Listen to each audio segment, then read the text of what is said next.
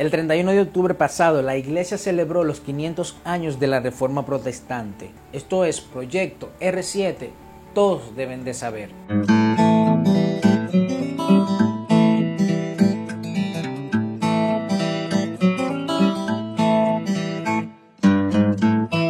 Hace ya más de 500 años, el 31 de octubre de 1517, un monje alemán de la Orden de Agustín llamado Martín Lutero clavó en la puerta de la Catedral del Castillo de Wittenberg sus 95 tesis.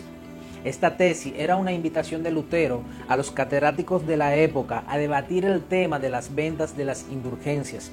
Lutero se oponía a esta práctica, ya que el perdón de pecados se obtenía solo por fe y no por dinero, la fe puesta en Cristo y no por las tradiciones, los papas o la autoridad de la Iglesia.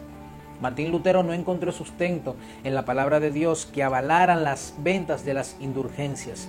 Las ventas de las indulgencias quitaban mérito al sacrificio de Cristo en la cruz del Calvario, y esto trajo como consecuencia la oposición de Lutero. Debemos saber que las indulgencias eran un documento otorgado por la Iglesia de Roma a cambio de dinero y ofreciendo así perdón de pecados a todo aquel que la compraba, a sus familiares y a un parientes ya muertos. Johann Tetzel, un fraile dominico, fue uno de los más sobresalientes vendedores de indulgencia.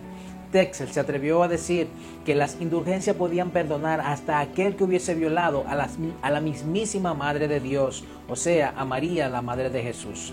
Las ventas de las indulgencias tenían la finalidad de recaudar fondos para la construcción de la Catedral de San Pedro, ya que la corrupción de los papas había dejado al borde de la bancarrota a la Iglesia de Roma. La innovación de la imprenta ayudó a que los escritos de Lutero llegaran muchísimo más lejos de lo que él pensaba, ya que el conocimiento de la palabra de Dios estaba cautiva por la Iglesia católica. Las 95 tesis de Lutero no buscaban dividir a la Iglesia, sino reformarla y sacar de la oscuridad en la que se encontraba la palabra de Dios y su autoridad.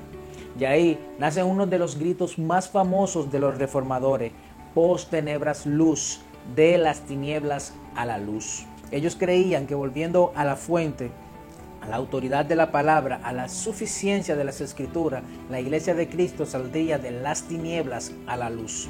500 años después estoy convencido que el eco de post tenebras luz debe retumbar las paredes de la Iglesia hoy.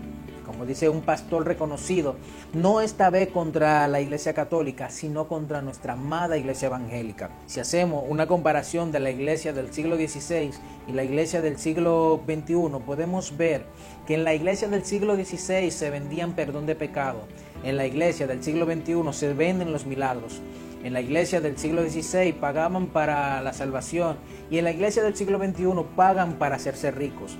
En la Iglesia del siglo XVI, Roma era amo y señor de la Iglesia. En la Iglesia del siglo XXI, los son megas apóstoles del Evangelio de la prosperidad. En la Iglesia del siglo XVI, te vendían falsas esperanzas. En la Iglesia del siglo XXI, hay falsos maestros diciéndote que declares tu milagro. En la Iglesia del siglo XVI, los reformadores enseñaron la autoridad de la palabra. En la Iglesia del siglo XXI, no se está haciendo lo mismo. En la Iglesia del siglo XVI la gente buscaba la salvación a través de la Iglesia de Roma. En el siglo XXI no estamos enseñando a la Iglesia que solo por fe, solo en Cristo y solo por gracia pueden encontrarla, para que solo a Dios sea dada la gloria. 500 años después, la Iglesia necesita volver de las tinieblas a la luz. Seamos parte de una nueva reforma. Esto es Proyecto R7, todos deben de saber.